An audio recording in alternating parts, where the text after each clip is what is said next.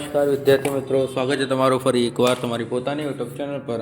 અને મિત્રો આજે આપણે જોવાના છીએ ધોરણ 11માં જે તમારો ગાલા અસાઇનમેન્ટ છે અને એમાં પણ એકાઉન્ટ સબ્જેક્ટ આપેલો છે. એકાઉન્ટ સબ્જેક્ટમાં તો તમારો વિભાગ સી આપેલો છે ને વિભાગ સીમાં તમને જે ભાગ 1ના પ્રકરણ નંબર 9 આપેલો છે ને ભાગ 1ના પ્રકરણ નંબર જે તમને પ્રશ્નો આપેલા છે ને એ પ્રશ્નોના જવાબો મિત્રો આપણે આજે આપણી યુટ્યુબ ચેનલ પર જોવાના છીએ. તો વિડીયોને અંત સુધી જોજો. વિડીયો ગમશે તો વિડીયોને લાઈક, ચેનલ સબસ્ક્રાઈબ કરવાનો મિત્રો ભૂલતા નહીં. ઓકે. અને જો તમે મિત્રો આ સંપૂર્ણ ગાલા અસાઇનમેન્ટના સોલ્યુશનની મિત્રો પીડીએફ મેળવવા માંગતા હોય, શું કીધું મેં? જો તમે આ સંપૂર્ણ સોલ્યુશનની પીડીએફ મેળવવા માંગતા હોય તો તમને જે સ્ક્રીન ઉપર મોબાઈલ નંબર આપેલો છે તેના પર કોલ કરી દો મિત્રો. સંપૂર્ણ ગાલા અસાઇનમેન્ટના સોલ્યુશનની પીડીએફ મિત્રો તમને માત્ર 150 રૂપિયામાં મળી જવાનું છે. તો ફટાફટ કોલ કરીને મિત્રો મેળવી લેજો. ઓકે.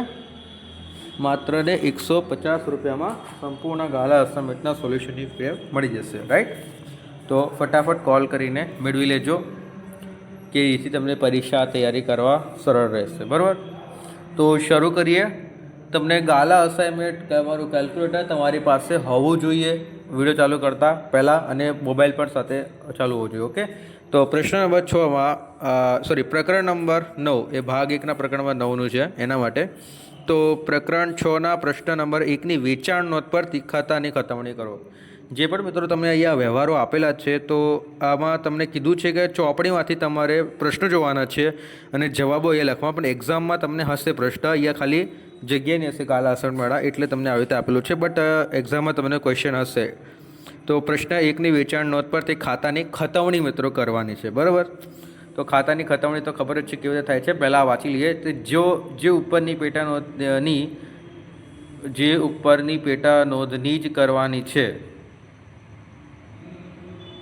ઓ અચ્છા, જોઈ લો ભાઈ.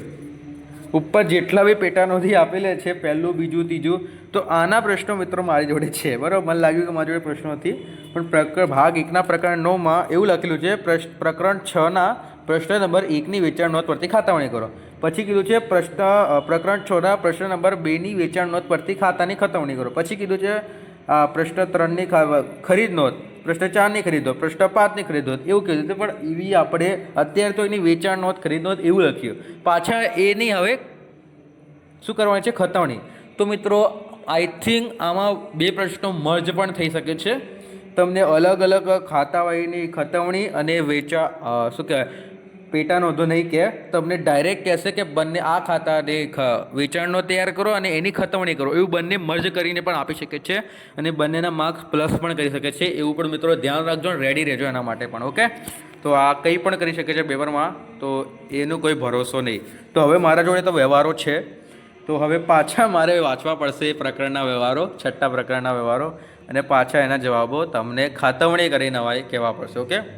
તો નોંધ, હવે મારે વ્યવહારો તો વાંચવાની જરૂરત નહીં, મારે પાછળ કરવું પડશે. એટલે કે આવી રહ્યા એ વ્યવહારો. બરાબર. આ પાછું આની ખતવણી કરવાની, આની ખતવણી એવી રીતે કરવાનું છે. તો જે મુજબ આપણે જોયું હતું કે એના અંદર ભૂલ હતી, તો સેમ ટુ સેમ ભૂલ અહીંયા પણ હશે જ. તો કંઈ વાંધો નહીં, આપણે સુધારી દઈશું. ઓકે. હું અત્યારે સુધારી લઉં છું વિડીયો સ્ટોપ કરીને. ત્યાં સુધી તમે ચેનલ સબસ્ક્રાઈબ કરી દો. કંઈ વાંધો નહીં, આપણે હવે સુધારી દીધું છે. તો તમારે ક્વેશ્ચન માટે જવું પડશે અહીંયા. ઓકે, આવી ગયું. આ તમારો ક્વેશ્ચન છે ને આની તમે ખતવણી કરવાની છે. તો અહીંયા તમને આપેલું છે શ્રી વિનોદની વેચાણ નોંધ. ઓકે. તો હવે તમારે કુલ છે એ આ સાઈડે લખવાનું છે. એવી રીતે કરીને બસ તમારે લખી દેવાનું છે, બીજું કંઈ જ નહીં. તો પ્રશ્ન નંબર 6ના પ્રશ્ન 1 વેચાણ પરથી વેચાણ નોંધ પરથી ખાતાની ખાતવણી કરો. શ્રી વિનોદની ખાતા વહી. ઓકે. તો એમાં લખવાનું પાયલ ખાતે. પહેલાં તમને લાસ્ટમાં વેચાણ આપેલું, તો સૌથી પહેલું ખાતું તમારે બનાવવાનું વેચાણ ખાતું. પછી જેટલા તમને લોકો આપેલા છે એના ખાતા બનાવી દેવાના.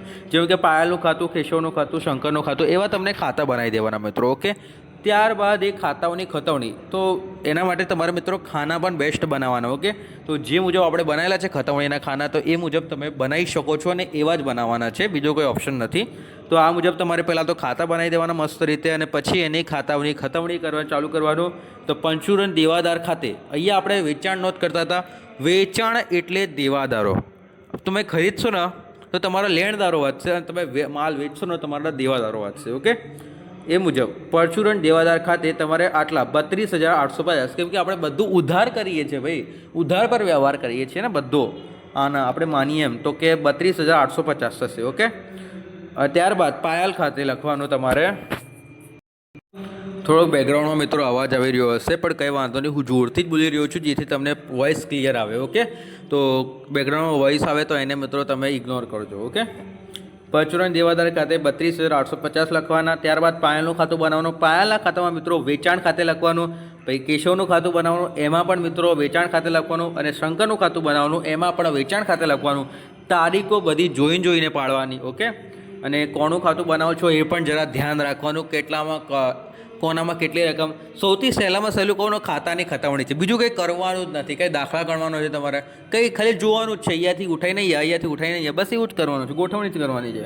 તો પરચુરણ દેવાદાર ખાતે જમા બાજુ લખવાનું, પરચુરણ દેવાદાર ખાતે, બરાબર. ઓકે, કેટલા તો કે 32,850. ઉધાર બાજુ લખવાનું કે વિગતા લખવાની તમારી. વેચાણ ખાતે કેટલા 4,500, અને વેચાણ ખાતે પાછું લખવાનું કોમાં તો કેશવના ખાતામાં 9,600, અને શંકરના ખાતામાં લખવાનું વેચાણ ખાતે 8,750. આપણે દાખલો ગણ્યો તો એ મુજબ, બહુ અઘરો હતો આ, મેં કીધું હતું તમને, જબ અને જોડા ઘટાયા ગુણાકાર કે ભાગાકાર કે એના મુજબ. ઓકે, તો આ મુજબ દાખલો રહેશે, જોઈ લેજો ભાઈ. ખતવણી બાકી હોય તો આવી મુજબ જ ખતવણી હશે. આ એકદમ સાચી અને સચોટ ખતવણી છે. ઓકે, આ તો સમજાઈ દીધું. ત્યારબાદ બીજા નંબરનું છે પ્રકરણ 6ના પ્રશ્નમાં 2ની વેચાણ નોંધ પરથી આ જે ખાતાઓ છે એ ખાતાઓની ખતવણી કરો. તો શ્રી કાજલની ખાતાની ખતવણી, વેચાણ ખાતું, તો જોઈએ.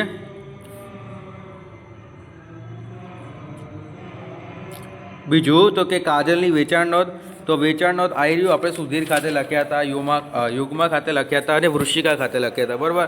તો આટલા રૂપિયા લખ્યા હતા. તો તમારે હવે વેચાણ નોંધ તો સેમ ટુ સેમ છે. પરચુરણ શું કહેવાય દેવાદાર ખાતે જમા બાજુ, પછી આ બધી ઉધાર બાજુ વેચાણ ખાતે વેચાણ ખાતે વેચાણ ખાતે એવું લખી દેવાનું. લખેલું જ છે, આપણે બતાવી દઉં તમને, જોઈ લો. પરચુરણ દેવાદાર ખાતે આ 17,700 જે હતું એ મુજબ ખાતા બરાબર પાડી દેવાના. સુધાનું ખાતું બનાવી દો, યુગ્મનું બનાવી દો, ઉર્શિકાનું, જેટલા લોકો છે એમનું ખાતું બનાવી દીધું, બરાબર. પછી સાચી તારીખ મારી દીધી. અને ત્યારબાદ ત્રણેયમાં તો વેચાણ ખાતું લખવાનું છે, રૂપિયા તો લખી જ દેવાના છે, અને પરચુરણ દેવાદાર ખાતે બસ એ અલગ હતું એ લખી દીધું. ત્યારબાદ ત્રીજા નંબરનું છે, પણ એનો પહેલાં એનો પ્રશ્ન જોઈ લઈએ. પ્રકરણ 6ના પ્રશ્ન નંબર 3ની ખરીદ નોંધ પરથી ખાતાની ખતવણી કરો. ઓકે, ખાતાની ખતવણી ત્રીજા નંબરનો છે. કમલ ખાતે 10,000. ભાઈ અહીંયા ખરીદ નોંધ છે તો પરચુરણ દેવાદાર આપણે લખતા હતા, બટ પરચુરણ લેણદાર આવશે, એ પણ ક્યાં તમારી ઉધાર બાજુ, અને બાકીને જે ખાતા હતા એ બધા જમા બાજુ જતા રહેશે, બરાબર. અને વેચાણ નોંધના બદલે ખરીદ નોંધ લખાશે, રાઈટ. તો આવું બધું લખી દેવાનું, એ તો એકદમ ઇઝી જ છે. હવે આ બધું જોવાનું ના હોય. ઓકે, ક્યાં ગયું ત્રીજા નંબરનું?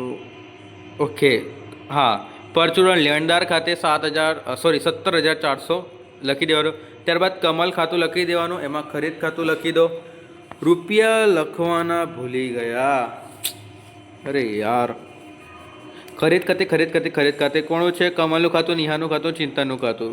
રૂપિયા કેટલા લખવાના છે જોઈ લેજો મિત્રો એકવાર. 10,000 રૂપિયા, 54,000 રૂપિયા અને 2,000 રૂપિયા, બરાબર. 10,000, 54,000, 2,000 રૂપિયા લખી દેજો. 10,000, 54,000 અને 2,000.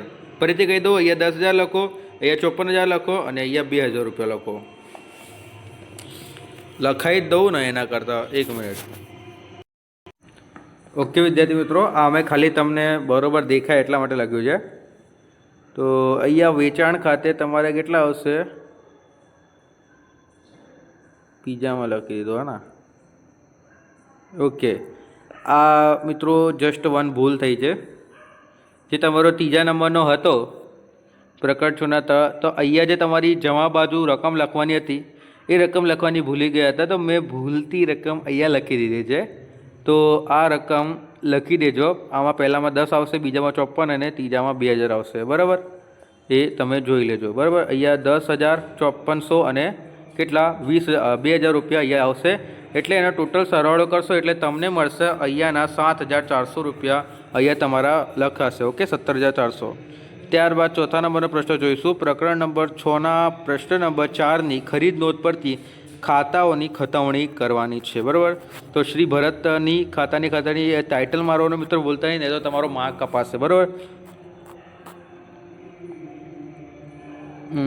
ક્યાં ગયું દાખલામાં ચોથો આવ્યા ને આપણે. હા, ભરતની ખરીદ નોંધ. ભાઈ જોઈ લો, આવો એનું ખરીદ નોંધ છે.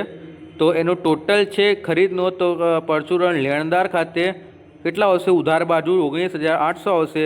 ત્યારબાદ જમા બાજુમાં ખરીદ નોંધ કરી સાચી તારીખો આપીને આટલી રકમ લખી દેવાની. ઓકે, ચોથા નંબરનો આ રહ્યું. તો હા, ઓકે, મેં કીધું પરચુરણ લેણદાર ખાતે એમ 19,800 આવી ગયા. તારીખ બરાબર છે, બધું બરાબર છે, કમ્પ્લીટ છે. વિજય ખાતું આવી ગયું. એના અંદર 2025-1માં ખરીદ ખાતું આવી ગયું 15,100. પાછા અહીંયા 2700 અને અહીંયા 2,000 રૂપિયા આવી ગયા. રાઈટ, ખરીદ ખાતે. ત્યારબાદ મિત્રો આપણે 5મા નંબરનો વ્યવહાર છે એ જોઈશું. આ એકદમ ઇઝી હોય છે ખાતાની કટવણી.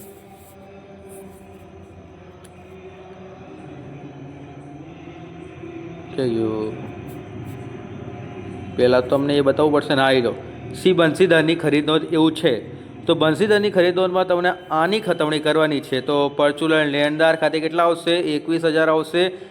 સાથે આ ચારેયની ખરીદ નોંધ કરીને આટલી રકમ સામેની રકમ લખી દેવાની સાચી તારીખ મારીને. બરાબર, 5મા નંબરનું જોઈ લો. પરચુરણ લેણદાર ખાતે 21,000 રૂપિયા. ખરીદ નોંધ અને ખરીદ નોંધ સાચી તારીખો સાથે સાચી રકમો લખેલી છે. એટલે એમનું ખાતું એટલે કે એમનો જે દાખલો છે એ સાચો છે. બરાબર, તો હવે આપણે જોઈશું મિત્રો નેક્સ્ટ વિડીયોમાં. ત્યાં સુધી ચેનલને સબસ્ક્રાઈબ, વિડીયો લાઈક કરી દેજો. પીડીએફ માટે કોલ કરી દેજો. તમને સ્ક્રીન ઉપર મોબાઈલ નંબર આપેલો છે. ઓકે, અને ભાગ 1ના પ્રકરણ નંબર 8માં મળીએ મિત્રો ખાસ આમાં નોંધવાળા. ત્યાં સુધી ચેનલને સાથે જોડાઈ રહો. ચેનલ સબસ્ક્રાઈબ કરી દો, વિડીયો લાઈક કરી દો. બરાબર, મળીએ નેક્સ્ટ વિડીયોમાં. Thank you for watching.